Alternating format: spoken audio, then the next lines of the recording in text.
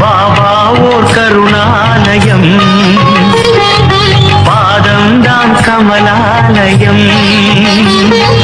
பாபா ஓர் கருணாலயம், பாதம்தான் கமலாலயம்.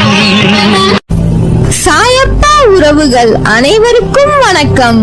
சாயப்பா மேல் நம்பிக்கை வைத்து அவரை நினைத்துக் கொண்டிருக்கும் உங்கள் அனைவரின் வேண்டுதலையும் சாயப்பா நிறைவேற்றுவார். என்றும் சாயப்பாவின் அருள் உங்களுக்கு இருக்கும். நம் மனதிற்கு இதமான சாயப்பாவின் இன்றைய அருள்மொழியை கேட்போமா? அன்பு குழந்தையே, எதற்கும் அஞ்சாதே. நீ ஜெயமாக எல்லா செல்வ வளங்களையும் பெற்று மகிழ்ச்சியான வாழ்க்கையை பெறுவாய். இதோ நான் உன்னோடு கூடவே இருக்கிறேன். அதை நீ உணர ஆரம்பித்து விட்டாய். அதனால்தான் இந்த வார்த்தைகள் உன் காதுகளில் கேட்கின்றன.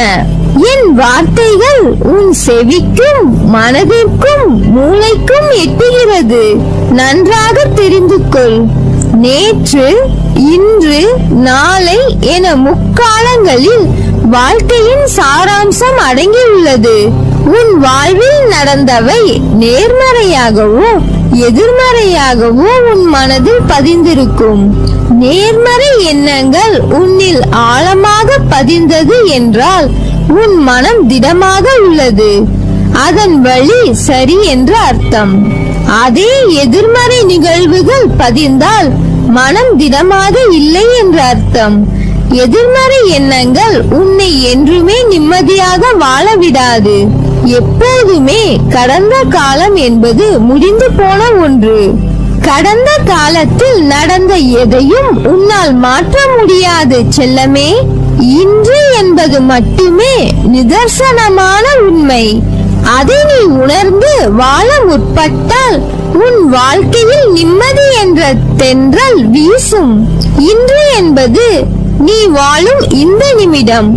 அடுத்த நிமிடம் என்ன நடக்க போகிறது என்பது உனக்கு தெரியாது.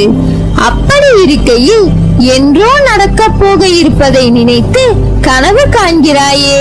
உன்னை கனவு காண வேண்டாம் என்று நான் சொல்லவில்லை. ஆனால் அந்த கனவானது உன் வாழ்க்கைக்கு உத்வேகமுடையதாய் அமைய வேண்டும். உன்னுள் ஒரு எழுச்சியின் தீபமாய் இருக்க வேண்டும். உன்னை மேலோங்க செய்யும் அளவிற்கு கனவின் சிந்தனை இருக்க வேண்டும். அப்படி இருந்தால் இன்றைய நேரம் சக்தி உள்ளதாய் இருக்கும். அதனால் இன்றைய நேரத்தை நான் உனக்கு கொடுக்கும் பொற்காலமாக பார். உன் நிமிடங்கள் உனக்கு பெரிதாகும். பூவை படைத்தேன், ஆனால் அதை மண்ணில் இருந்து நேரடியாக படைக்கவில்லை. வேர் ஊக்கமாய் இலையை துணையாய் பூவை தாங்க படைத்தேன். அதை போலவேதான் உன் நாளைய பொழுது என்பதை தாங்க நேற்று என்ற வேரையும் இன்று என்ற இலையையும் பசுமையாய் உணர்த்த சில சூழ்நிலைகளை உனக்கு காண்பித்தேன். நீ உண்மையோடும் ஆன்ம உணர்வோடும் கண்ணீரோடும் செய்கின்ற பிரார்த்தனைகளை கேட்டுக்கொண்டுதான் இருக்கிறேன். நான் அளிக்கும் பதில்களை உன்னால் புரிந்து கொள்ள முடியாமல் போய்விடுவதால் மனம் போல் நடந்து தட்டி கழித்து விடுகிறாய். பலனை நீ அடைய முடிவதில்லை.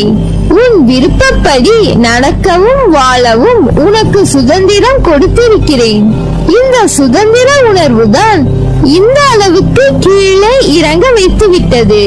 கீழே இறங்கி விட்டோமே என்று நீ வருத்தப்படுகிறாய். கீழே வந்து விட்ட போதும் உன்னை நினைத்து பெருமைப்படுகிறேன்.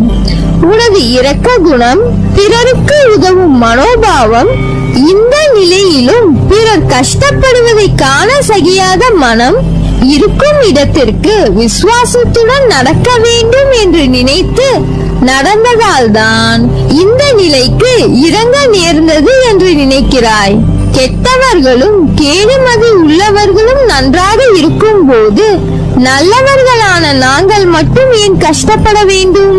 கஷ்டத்தை மட்டும் ஏன் கடவுள் எங்களுக்கு தர வேண்டும் என நினைக்கிறாய். உன்னை போல பல நல்லவர்களும் இப்படித்தான் புலம்புகிறார்கள். நல்லவர்கள் புலம்புவது தொடர்கதைதான். நான் உன்னிடம் பிரத்யட்சமாக விளங்க வேண்டும் என்றால் நீ கஷ்டப்பட்டுதான் ஆக வேண்டும்.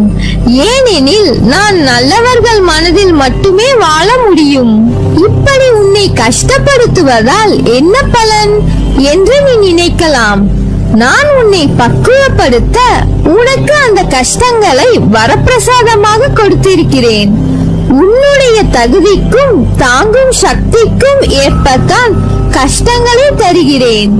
இதை உன்னால் சமாளிக்க முடியும் என்று தெரிந்த பிறகே கஷ்டம் வருகிறது. அப்போது நீ வேகமாக செயல்பட வேண்டும், நிறைய சிந்தனை செய்ய வேண்டும்.